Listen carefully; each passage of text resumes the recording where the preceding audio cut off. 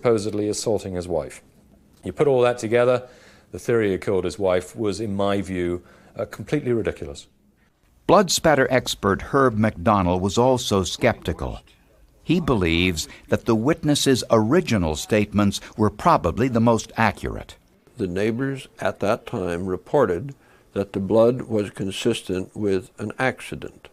Now, obviously, they're not qualified to interpret bloodstain patterns, but had they seen a lot of spattering, or if they'd seen blood up on the walls and ceiling, I think at that time, even though they were cleaning it up, they would have a clear recollection of what it looked like, and especially where they washed it up.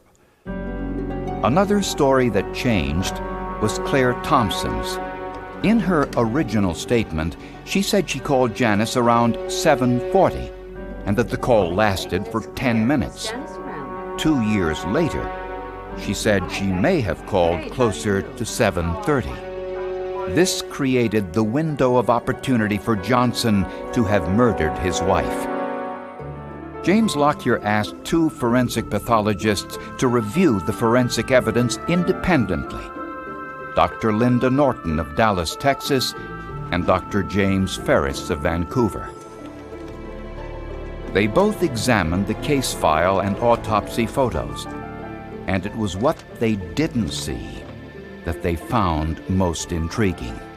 There are no defense wounds, and in a bludgeoning of this nature, considering the location of the head wounds, one would expect to see defensive wounds if this were an actual bludgeoning death. During an attack, most individuals instinctively raise their hands to protect themselves. As a result, their hands and forearms sustain injuries. There's absolutely no evidence that any of the injuries were as a result of some form of homicidal assault. Janice Johnson's car keys were in her hand when paramedics arrived.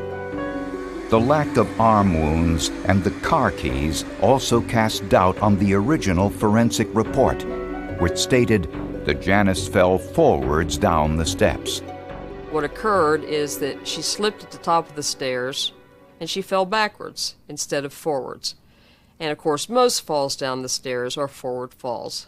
Backward falls are uncommon, and I think that's what led to an awful lot of the misinterpretation that occurred in this case. Clayton Johnson's new defense team now had 2 major hurdles.